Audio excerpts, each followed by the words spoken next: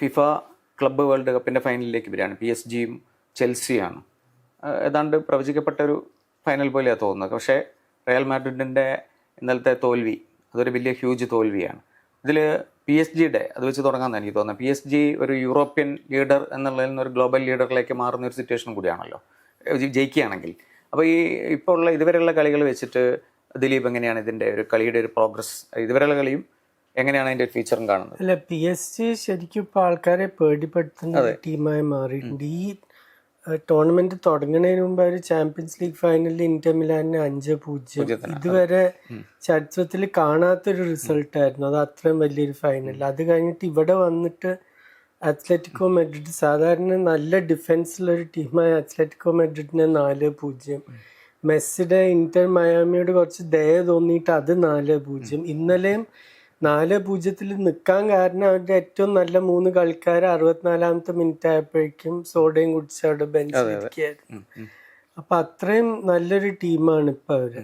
ആ 2 ടീമുകളും തമ്മിൽ അവരുടെ വളരെ വ്യത്യസ്തമായ സ്റ്റേജിലുള്ള 2 ടീം. ഇപ്പൊ ഈ PSG ടീം എന്ന് പറഞ്ഞാൽ പക്വത എത്തിയ ഒരു മനുഷ്യനെ പോലെ, ഈ റിയൽ മാഡ്രിഡ് ടീമാണെങ്കിൽ ഇപ്പൊ നാപ്പി മാറ്റി നടക്കാൻ തുടങ്ങുന്ന ഒരു ചെറിയ കുട്ടിയെ പോലെ. എന്നുവെച്ചാൽ പുതിയ കോച്ച് ഇപ്പൊ 10 ദിവസം മുമ്പാണ് ഷാബി അലോൺസോ വരുന്നത്, ഇത് അമേരിക്കയിൽ പോണതിന് 10 ദിവസം മുമ്പ്. അപ്പൊ എനിക്ക് തോന്നുന്നു ക്ലബിന്റെ ഉള്ളിൽ അത്ര തന്നെ പ്രതീക്ഷ ഉണ്ടായിട്ടുണ്ടാവുള്ളൂ. പെട്ടെന്ന് 10 ദിവസം കൊണ്ടൊന്നും ഒരാൾക്ക് വന്ന് ഇത് മാജിക് ഒന്നും അല്ല അത്രയും വലിയ മാറ്റം വരുത്താൻ. അപ്പൊ ഒരു പുതിയ കോച്ച്, പുതിയ ശൈലി, പുതിയ കളിക്കാരൊക്കെ ആവുമ്പോ എന്തായാലും സമയം എടുക്കും അതൊന്നും ഒത്തുവരാൻ. പക്ഷെ ഇതേ റിസൾട്ട് ഇപ്പൊ ഒക്ടോബറിലോ നവംബറിലോ വരെ ചാമ്പ്യൻസ് ലീഗിൽ കളിച്ചിട്ട് PSG 4-0 ജയിക്കുകയാണെങ്കിൽ അത് വലിയൊരു പ്രശ്നമായി മാറും മഡ്രിഡ്. ഈ ദിലീപ് നേരത്തെ പറയുന്നുണ്ട്, നമ്മൾ ഈ നേരത്തെ ചാമ്പ്യൻസ് ലീഗിന്റെ സമയത്തും എല്ലാം നമ്മൾ സംസാരിച്ചുകൊണ്ടിരിക്കുന്ന സമയത്ത് PSG-യുടെ ഒരു എമർജൻസ് ഉണ്ടല്ലോ. അതായത് നേരത്തെ എത്ര നമ്മളിപ്പം ബാഴ്സലോണയെ പറ്റിയോ അല്ലെങ്കിൽ റയൽ മാഡ്രിഡിനെ പറ്റിയോ പറയുന്ന പോലെ അല്ലാത്ത ഒരു എമർജൻസ് ഉണ്ട് ഇവരുടെ, പെട്ടെന്നുള്ള ഒരു വരവ്. ആ വരവിലേക്ക് PSG എത്തിക്കുന്ന എന്താണ്? പ്രധാനമായിട്ട് കോച്ച് പുതുതായിട്ടല്ല, 2 കൊല്ലം മുമ്പ് ലൂയിസ് എൻറിക്ക് എത്തുന്നു.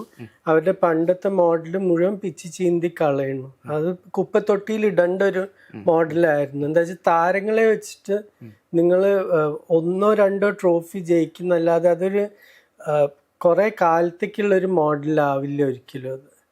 അത് ഇതിപ്പോ ഈ PSG ടീമിനെ പറ്റി ഏറ്റവും പേടിപ്പെടുത്തേണ്ടത് എന്താ വെച്ചാൽ ഇതിൽ പല കളിക്കാരും ഇനിയും 5-10 കൊല്ലം ഏറ്റവും പീക്കിൽ കളിക്കാൻ പറ്റുന്ന കഴിവുള്ള കളിക്കാർ, 20 വയസ്സ്, 21 വയസ്സ്, 24 വയസ്സ്, അങ്ങനത്തെ കളിക്കാരാണ്. അപ്പൊ ആ ഒരു മോഡൽ മാറ്റിയതിന്റെ ഗുണമാണ് ഇപ്പൊ നമ്മൾ കാണുന്നത്. ഇപ്പൊ താരങ്ങളുടെ ഒരു ടീമല്ല. അതുകൊണ്ട് തന്നെയാണ് ബാക്കിയുള്ളവർ പേടിക്കേണ്ടത്. എന്തുകൊണ്ട് ഇപ്പൊ ഒരു റിയൽ മാഡ്രിഡ് ന്യൂനോ മെൻഡസിനെ സൈൻ ചെയ്തില്ല? സാധാരണ നല്ല പോർച്ചുഗീസ് കളിക്കാരൊക്കെ ആദ്യം റിയലിലേക്കാണ് പോവുക, അല്ലെങ്കിൽ ബാഴ്സലോണ. ഇപ്പൊ പണ്ടത്തെ ഇപ്പൊ ക്രിസ്ത്യാനോ ആയാലും പെപ്പെ ആയാലും ഇവരൊക്കെ അവസാനം അവിടെ എത്തുക. എന്തുകൊണ്ട് ന്യൂനോ മെൻഡസിനെ സൈൻ ചെയ്തില്ല? എന്തുകൊണ്ട് വെറ്റീനിയെ സൈൻ ചെയ്തില്ല? ഈ കളിക്കാരൊക്കെ ശരിക്കും ഒരു റിയാലിൽ എത്തേണ്ട കളിക്കാർ. അപ്പൊ അവരുടെ സ്കൗട്ട്സ് ശരിക്കും ജോലി ചെയ്തിട്ടില്ല. അതുകൊണ്ടാണ് ഇവരിപ്പോ PSG കളിക്കുന്നത്. ഇതില് നമ്മളിപ്പം ഇതുവരെയുള്ള കളികൾ വെച്ച് നോക്കുകയാണെങ്കിൽ ഇതിനകത്തൊരു എമർജിങ് ആയിട്ടുള്ള കളിക്കാർ പലരും നേരത്തെ കളിച്ചുകൊണ്ടിരിക്കുന്നതാണ്. എന്നാൽ പോലും ഇതിനകത്ത് ഏറ്റവും ശോഭിച്ചിട്ടുള്ള പ്ലെയേഴ്സ് ആരൊക്കെയാണ് ദിലീപൻ നോക്കുമ്പോൾ? അല്ല, സൗത്ത് അമേരിക്കയിൽ നിന്ന് ഇപ്പോൾ കുറച്ച് പേര് ഇപ്പം അവർ ഫൈനലിലൊന്നും എത്തിയില്ലെങ്കിൽ ഇപ്പോൾ ചെൽസിയിലേക്ക് പോകാൻ പോകുന്ന എസ്റ്റ്വാ വില്യൻ നല്ല ഉഗ്രം കളിക്കാരനാണ്. സൗത്ത് അമേരിക്കയിൽ തന്നെ ചെറുപ്പക്കാരിൽ ഏറ്റവും മുന്നിൽ നിൽക്കുന്ന ഒരാളെന്ന് വേണമെങ്കിൽ പറയാം. പിന്നെ ഇതധികം ഈ യൂറോപ്യൻ ടീംസിന് ഇതിന്നും കുറേ എണ്ണത്തിനെ കൊണ്ടുപോകാനുള്ള ഒരു ചാൻസായി മാറി ഇപ്പോൾ ശരിക്കും. എന്നുവെച്ചാൽ ലോകത്തു നിന്ന് എല്ലാ ഭാഗത്തു നിന്നുള്ള ടീമുകൾ ഇവിടെ വന്ന് കളിച്ചിട്ടുണ്ട്. അപ്പം ആ ഒരു ഓർഡറും നമുക്കിപ്പോൾ കാണാൻ പറ്റുന്നുണ്ട്. ഇപ്പോൾ സൗത്ത് അമേരിക്കയിലത്തെ ഏറ്റവും നല്ല കളിക്കാരെ ബ്രസീലിയൻ ക്ലബ്ബുകൾ വാങ്ങുന്നു. അത് കാരണം തന്നെ 4 ബ്രസീലിയൻ ടീം നോക്കൗട്ട് ഇതിലെത്തി.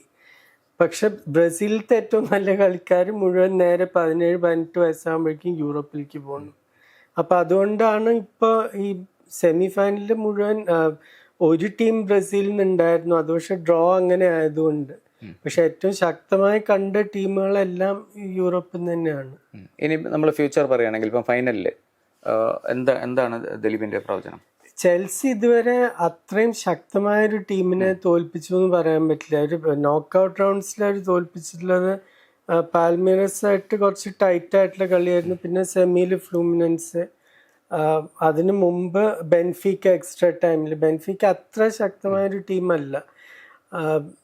PSG പക്ഷെ വേറെ തന്നെ ഒരു ലെവലിലാണ്. ഈ ചെൽസി ടീം പക്ഷെ ഈ അടുത്ത സീസണിൽ നല്ല ഒരു പ്രദർശനം കാഴ്ചവെക്കുന്ന എനിക്ക് ഉറപ്പാണ്, ചാമ്പ്യൻസ് ലീഗിൽ പ്രത്യേകിച്ചും. എന്താ വെച്ചാൽ അവർക്ക് അത്രയും നല്ല ചെറുപ്പക്കാരുണ്ട്, മിഡ്ഫീൽഡിൽ നല്ല മികവുള്ള കളിക്കാരുണ്ട്.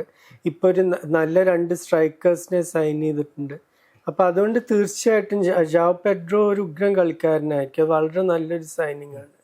പക്ഷെ ഇപ്പോഴത്തെ ഈ PSG ടീമിനെതിരെ എനിക്ക് തോന്നുന്നില്ല ആർക്കും പിടിച്ചു നിൽക്കാൻ പറ്റുന്നത്. എന്താ വെച്ചാൽ അത്രയും കംപ്ലീറ്റ് ആയിട്ടുള്ളൊരു ടീമാണ്. ഈ വമ്പൻ ടീമുകളുടെ എതിരെ Bayern Munich, Real Madrid, Atletico Madrid 3 കളിയിൽ അവർ 10 ഗോൾ അടിച്ചിട്ട് ഒറ്റൊന്നും കൂടി വഴങ്ങിയിട്ടില്ല.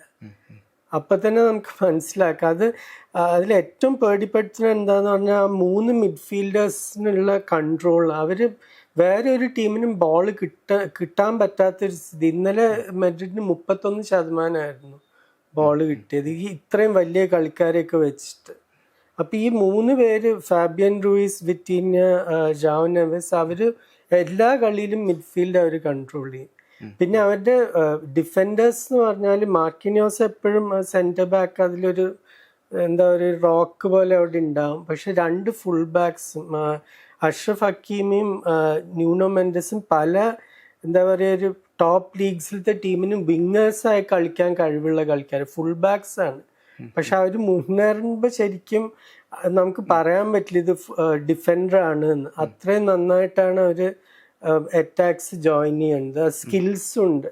പലപ്പോഴും ഡിഫൻഡേഴ്സ് നമ്മളിപ്പോൾ അവരുടെ കയ്യിൽ ബോൾ കിട്ടുമ്പോൾ അവർ നീട്ടി അടിക്കുക എന്നുള്ളൊരു ഇതാണ്.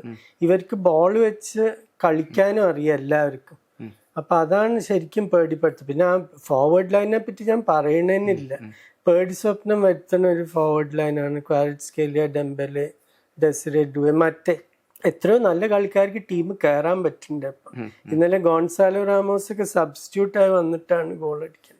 അപ്പൊ ഈ പിന്നെ നമുക്കിപ്പോ ശരിക്കും പറഞ്ഞു കഴിഞ്ഞാൽ ഒരു ഹോം അഡ്വാൻറ്റേജ് ഒന്നും ഇല്ലാതെ ഒരുതരം ന്യൂട്രൽ വെന്യൂസ് തന്നെയാണല്ലോ വരുന്നത്. പിന്നെ അങ്ങനെ വരുന്നുണ്ട്. പക്ഷേ ഈ ഫാറ്റിക് അങ്ങനെയുള്ള പ്രശ്നങ്ങളൊക്കെ ഉണ്ട് താനും. ക്ലിയർ ആയിട്ടൊരു വിന്നർ ഇതിൽ നമുക്ക് പ്രെഡിക്റ്റ് ചെയ്യാൻ പറ്റും. അല്ല, ഞാൻ PSG തന്നെ പറയുള്ളൂ. പക്ഷെ ഈ ഒരു കാര്യം നമുക്ക് ആദ്യം സംശയം ഉണ്ടായിരുന്നു ഇതിനെപ്പറ്റി സംസാരിച്ചപ്പോൾ, ഇത് ടീംസ് സീരിയസ് ആയിട്ട് എടുക്കുക. പക്ഷെ അത് തീർച്ചയായിട്ടും എടുത്തിട്ടുണ്ട്. ഇപ്പൊ എന്താ വെച്ചാൽ എല്ലാ കളിയിലും ഇപ്പൊ ചെൽസി ആയാലും PSG ആയാലും അവരുടെ ഏറ്റവും വലിയ കളിക്കാരെ തന്നെ കളിപ്പിച്ചിട്ടുണ്ട്. അപ്പൊ അതേപോലെ റിയൽ മെഡ്രിഡ് ഇന്നലെ എംബാപ്പെ, വിനീഷ്യസ് എല്ലാവരും കളിച്ചിട്ടാണ് തോറ്റത്. അപ്പോൾ തീർച്ചയായിട്ടും അതിലൊരു ഫാക്ടർ തീർച്ചയായിട്ടും പൈസയാണ്. ഇപ്പൊ ചെൽസി ഇത് ജയിച്ചാൽ അവർക്ക് ഏകദേശം 9 കോടി പൗണ്ടാണ് കിട്ടാൻ പോണം. അത് വെച്ചിട്ട് ഈ ജാവോ പെഡ്രോന്റെയും ലിയം ഡെലാപ്പിന്റെയും ട്രാൻസ്ഫർ ഫീ തിരിച്ചടയ്ക്കാം. അത്രയധികം പൈസയാണ്. അപ്പൊ അതുകൊണ്ട് തന്നെയാണ് ടീംസ് സീരിയസ് ആയിട്ട് എടുത്തിട്ടുള്ളത്.